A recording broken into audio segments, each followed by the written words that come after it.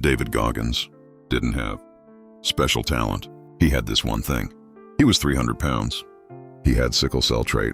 He failed SEAL training twice. The story of what happened next will change how you see yourself. Picture a man, 300 pounds, spraying cockroaches for $1,000 a month. No future, no plan. A childhood defined by poverty, violence, and a father who terrorized his family. A learning disability that made school feel like a punishment. A body carrying weight it was never meant to carry. A life that, by every statistical measure, was already decided. This is not a story about talent. This is not a story about genetics or luck, or being born into the right circumstances. This is a story about one thing, one decision, one practice that turned the most broken version of a human being into someone the United States Navy SEALs consider a legend. His name is David Goggins, and by the end of this video, you will never use the word can't the same way again. David Goggins grew up in a house where fear was the default setting. His father was abusive. His childhood was chaos. By the time he was a young adult, he was working as a pest control technician, spraying roaches in restaurants. In the middle of the night, going home to a trailer, eating whatever was cheap, and watching his body expand to 300 pounds. He had sickle cell trait, a blood condition that limits oxygen flow and makes intense physical exertion genuinely dangerous. He had a history of heart problems. He had no college degree, no military record, no athletic background. One night, he saw a TV documentary about Navy SEAL training. About Hell Week, 6 days of cold water, sleep deprivation, and physical suffering so extreme that most candidates voluntarily quit. The dropout rate hovers around 75 to 80%. And David Goggins, 300 pounds, sickle cell trait, cockroach exterminator, decided that was exactly what he needed to do. Not because he was ready, not because he was qualified, not because anyone told him he could, because something in him understood, at a gut level, that the only way out of the life he was living was through suffering, deliberate, chosen, relentless suffering. Most people run from discomfort. Goggins ran toward it, on purpose, every single day.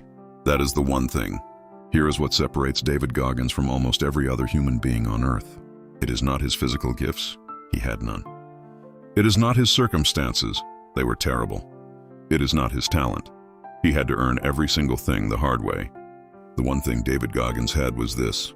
He made suffering a practice. Not suffering that happened to him. Not enduring hardship when life forced it on him. He went looking for it. He engineered it. He chose, deliberately, daily, to do the thing that hurt the most. To lose 106 pounds in under 3 months to meet SEAL weight requirements, he ran. With no training base, no running history, carrying a body that had never asked that of itself. He failed Hell Week the first time. He came back. Failed again. Came back again. The third time he passed, with a broken kneecap and stress fractures in his legs. He refused to quit. After the SEALs, he ran ultramarathons, 100-mile races through desert and mountains. He set a world record for pull-ups, 4,030 in 17 hours.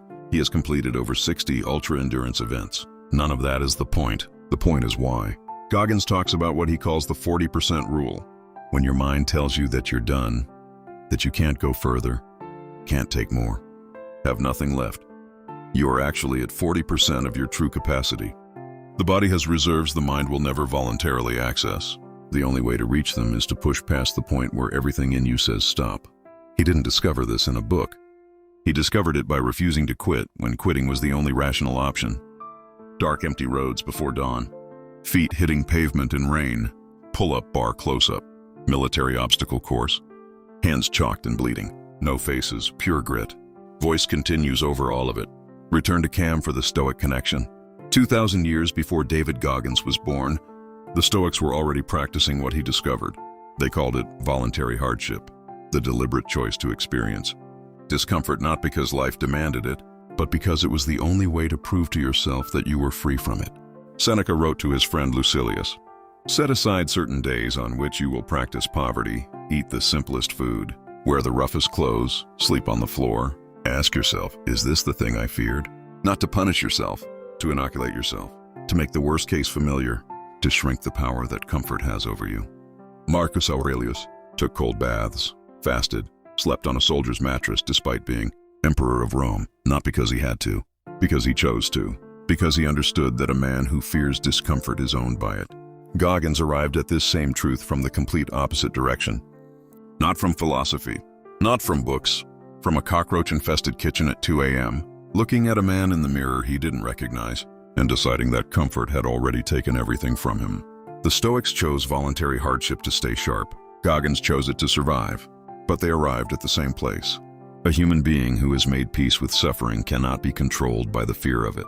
And that, right there, is the one thing. Not talent, not genetics, not a gift from God or circumstance. The willingness to suffer on purpose. The decision to go looking for the hard thing instead of away from it. The practice of voluntary discomfort until discomfort loses its power over you. Goggins calls it callousing the mind. The Stoics called it voluntary hardship. The neuroscientists call it stress inoculation. The name doesn't matter. The practice is the same, and it is available to every single person watching this right now. You don't need to run 100 miles. You don't need to attempt Navy SEAL training. But you do need to find your version of deliberate suffering and start doing it today. Not when you're ready, not when it gets easier. Now, take the cold shower you've been avoiding. Run the distance that scares you. Have the conversation you've been putting off. Do the workout when every part of you says rest. Not to punish yourself, to prove to yourself that you are not owned by comfort. Start small, but start hard. And do not stop when your mind tells you it's over, because it's lying to you. You're at 40%. You always have more. David Goggins was 300 pounds, spraying cockroaches, with every reason in the world to stay exactly where he was. He didn't have special talent. He had the one thing. Now you know what it is. The only question left is whether you're going to use it. Subscribe if this hit you somewhere real. One video a week, no fluff, no hype. Just the hard truth about discipline, the mind, and what human beings are actually capable of. And if you want to go deeper, Goggins' book Can't Hurt Me is linked in the description. Read it, it will rearrange you. I'll see you in the next one.